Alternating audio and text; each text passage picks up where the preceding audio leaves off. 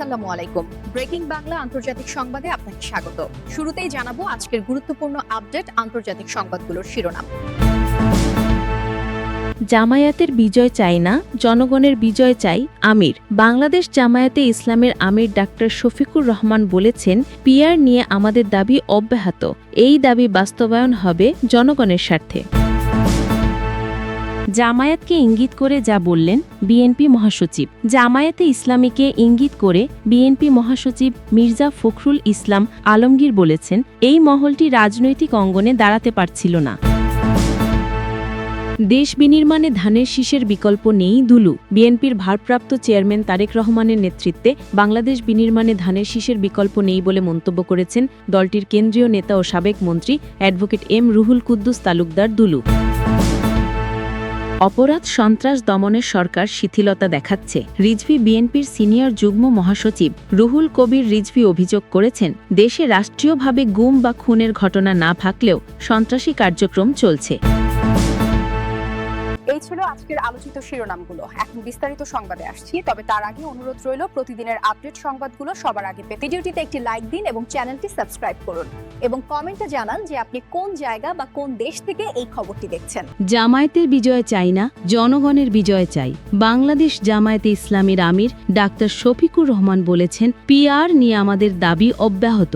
এই দাবি বাস্তবায়ন হবে জনগণের স্বার্থে। কথা দিচ্ছি যে আমরা ক্ষমতায় গেলেও পিআর বাস্তবায়ন করব ইনশাল্লাহ। সব আসনে জামায়াতকে বিজয়ের বার্তা দিব না। আমি জামায়াতের বিজয় চাই না, জনগণের বিজয় চাই। শনিবার ২২ নভেম্বর বিকালে নগরীর চট্টগ্রাম কলেজ মাঠে হেলিকপ্টার থেকে নেমে সাংবাদিকদের প্রশ্নের জবাবে তিনি এসব কথা বলেন। জামায়াত আমির বলেন, নির্বাচনের লেভেল প্লেয়িং ফিল্ড নেই, কিন্তু এই ফিল্ড তৈরি করতে হবে আমাদের সবাইকে মিলে। আপনারা তৈরি থাকুন, ফেব্রুয়ারিতে নির্বাচন হতে হবে। এই নির্বাচন না হলে দেশের সংকট দেখা দেবে। আমরা কোনো সংকট তৈরি হতে দেব না ইনশাল্লাহ। তিনি বলেন, কিছু লোক জনগণের সম্পদকে লুণ্ঠন করে তাদের পকেট ভারী করেছে, তাদের কপাল কিসমত বড় করেছে, কিন্তু জনগণ কার্যত সেরকম উন্নয়নের মুখ দেখেনি। বিজনারি, আন্তরিক, দেশপ্রেমিক, সৎ নেতৃত্বের অভাব, এই চারটি উপাদান ছিল না বলে দেশ বারবার মুখ থুবড়ে পড়েছে। সুযোগ এসেছে, সুযোগ হারিয়ে গেছে। আমরা ২৪-এর এই সুযোগকে আর হারাতে চাই না। ডাক্তার শফিকুর রহমান বলেন, এদেশ মুসলমান, হিন্দু, বৌদ্ধ, খ্রিস্টানের জন্য, আরও যারা আছেন জাতি উপজাতি সবার জন্য, বাংলাদেশের সীমানার মধ্যে বসবাস করেন তাদের জন্য। আমাদের যুদ্ধ হবে এদেশকে সত্যিকার মুক্তির স্বাদ এনে দেওয়ার জন্য দুর্বৃত্তের বিরুদ্ধে। এই যুদ্ধ আপোষহীন। এই যুদ্ধে আমরা কারো কাছে মাথা নত করব না ইনশাল্লাহ। আমরা গন্তব্যে না পৌঁছা পর্যন্ত কোনো কিছু আমাদের থামাতে পারবে না, আমরাও থামব না। আমাদের চলা অব্যাহত থাকবে। সফর কর্মসূচি অনুযায়ী ডাক্তার শফিকুর রহমান প্রথমে নগরীর আকবরশাহ থানার পূর্ব ফিরোজ শাহ কলোনির আল জামিয়াতুল ইসলামিয়া বড় মাদ্রাসার বার্ষিক মাহফিলে যোগ দেন। এরপর সন্ধ্যা ৬টায় তিনি চট্টগ্রাম মহানগর জামায়াত আয়োজিত নির্বাচনী দায়িত্বশীল সম্মেলনে প্রধান অতিথি হিসেবে উপস্থিত থেকে দিক নির্দেশনামূলক বক্তব্য দেওয়ার কথা রয়েছে।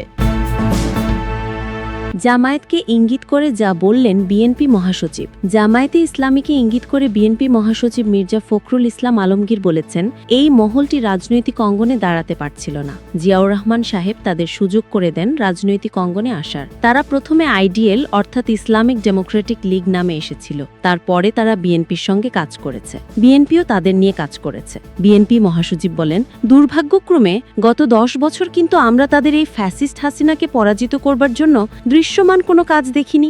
ঢাকা বিশ্ববিদ্যালয়ের নির্বাচনে ডাকসুতে ছাত্রলীগের মধ্যে তারা ঢুকেছিল, শুনেছি, এগুলো জানা নেই আমার। অর্থাৎ ছাত্রলীগ সেজে তারা সেখানে ছিল। তো এই ধরনের কাজ তো আমরা করতে পারি না। আমরা সরাসরি সামনাসামনি লড়াই করেছি। শনিবার ২২ নভেম্বর রাজধানীর কাকরাইলে ইনস্টিটিউশন অফ ডিপ্লোমা ইঞ্জিনিয়ার্সে আয়োজিত ইসলামিক ফাউন্ডেশনের মসজিদ ভিত্তিক গণশিক্ষা কেয়ারটেকারদের এক আলোচনা সভায় প্রধান অতিথির বক্তব্যে তিনি এসব কথা বলেন। মির্জা ফখরুল এ সময় বিএনপির ত্যাগের কথা উল্লেখ করে বলেন, আমাদের ৬০ লাখ মানুষের বিরুদ্ধে মিথ্যা মামলা দেওয়া হয়েছে, আমাদের ২০,০০০ লোককে হত্যা করা হয়েছে, প্রায় ১৭০০ মানুষকে, নেতা, আমাদের এমপি সহ গুম করে দেওয়া হয়েছে। আমরা ২০০, ৩০০, ৪০০ মামলা নিয়ে ১১ বার জেলে গেছি, কিন্তু একটা বিষয়ে আমরা স্থির থেকেছি যে আমরা একটা গণতান্ত্রিক রাষ্ট্র চাই।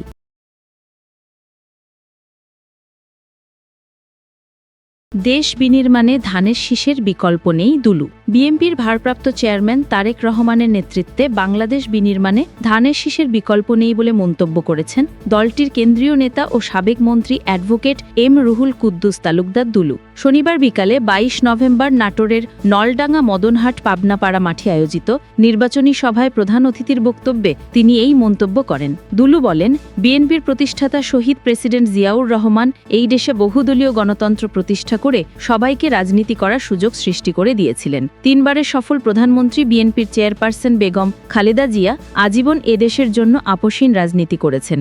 কখনো দেশের মানুষ ও দলের নেতাকর্মীদের বিপদে ফেলে বিদেশে পালিয়ে যাননি। তিনি বলেন, সব সংকটে খালেদা জিয়া দেশের মানুষের পাশে আছেন। তার সন্তান বিএনপির ভারপ্রাপ্ত চেয়ারম্যান তারেক রহমান এই দেশকে সুন্দরভাবে গঠন করার জন্য ৩১ দফা ঘোষণা করেছেন। আগামী দিনে বিএনপি ক্ষমতায় গেলে এই ৩১ দফার ভিত্তিতে সাম্প্রদায়িক সম্প্রীতির এক নতুন বাংলাদেশ গড়ে তোলা হবে। স্থানীয় বিএনপি নেতা শাহজাহান শিকদারের সভাপতিত্বে সমাবেশে বক্তব্য দেন জেলা বিএনপির আহ্বায়ক রহিম নেমাজ, যুগ্ম সম্পাদক সাইফুল ইসলাম আফতাব, মোস্তাফিজুর রহমান শাহিন, সদস্য নাসিমউদ্দিন নাসিম, হাফিজ উদ্দিন, নাটোর পৌরসভা সাবেক মেয়র কাজী শাহ আলম, সাবেক যুগ্ম আহ্বায়ক ফারহাদ আলী দেওয়ান শাহিন, জেলা যুবদল সভাপতি এহাই তালুকদার ডালিম, জেলা স্বেচ্ছাসেবক দলের আহ্বায়ক সানোয়ার হোসেন তুষার, জেলা ছাত্রদলের সভাপতি কামরুল ইসলাম, সাধারণ সম্পাদক মারুফ ইসলাম সৃজন ও জেলা শ্রমিক দল সাধারণ সম্পাদক শফিকুল ইসলাম বুলবুল প্রমুখ। অপরাধ সন্ত্রাস দমনে সরকার শিথিলতা দেখাচ্ছে। রিজভী বিএনপির সিনিয়র যুগ্ম মহাসচিব রুহুল কবির রিজভী অভিযোগ করেছেন, দেশে রাষ্ট্রীয়ভাবে গুম বা খুনের ঘটনা না থাকলেও সন্ত্রাসী কার্যক্রম চলছে। তিনি বলেন, সন্ত্রাস অপরাধ দমনে সরকারের তেমন কোনো প্রচেষ্টা বা উদ্যোগ দেখা যাচ্ছে না এবং সরকার শিথিলতা ও গাফিলতি প্রদর্শন করছে। এর প্রভাবেই যুবদল নেতা কিবরিয়ার মতো হত্যাকাণ্ড ঘটছে। শনিবার ২২ নভেম্বর রাজশাহী মহানগর বিএনপির নবগঠিত কমিটিকে সঙ্গে নিয়ে দলের প্রতিষ্ঠাতা জিয়াউর রহমানের মাজারে শ্রদ্ধা নিবেদন শেষে তিনি এসব মন্তব্য করেন। রিজভী আরও বলেন, গতকাল ভূমিকম্পে ১০ জনের মৃত্যু হয়েছে। বিগত সরকার জনগণের নিরাপত্তা নিশ্চিত করতে ব্যর্থ হয়েছে। বর্তমানে রাজধানী ঢাকা ভয়াবহ ঝুঁকির মধ্যে রয়েছে। এর পেছনে অনুমোদন ছাড়াই বহুতল ভবন নির্মাণের অনুমতি প্রদানের বিষয়েও দায়ী। এর আগে চট্টগ্রাম ৮ আসনে বিএনপি মনোনীত প্রার্থী এরশাদুল্লাহ নির্বাচনী গণসংযোগের সময় গুলিবিদ্ধ হওয়ার পর তাকে দেখতে ও শারীরিক অবস্থার খোঁজ নিতে হাসপাতালে যান তিনি। এ সময় তিনি তার শারীরিক অবস্থার খোঁজ খবর নেন। রিজভী আহমেদ বলেন, এরশাদুল্লাহকে যেভাবে প্রকাশ্যে হত্যার উদ্দেশ্যে গুলি করা হয়েছে তা অত্যন্ত উদ্বেগজনক। তিনি অনতিবিলম্বে জড়িত সন্ত্রাসীদের গ্রেফতার করে আইনগত ব্যবস্থা নেওয়ার আহ্বান জানান।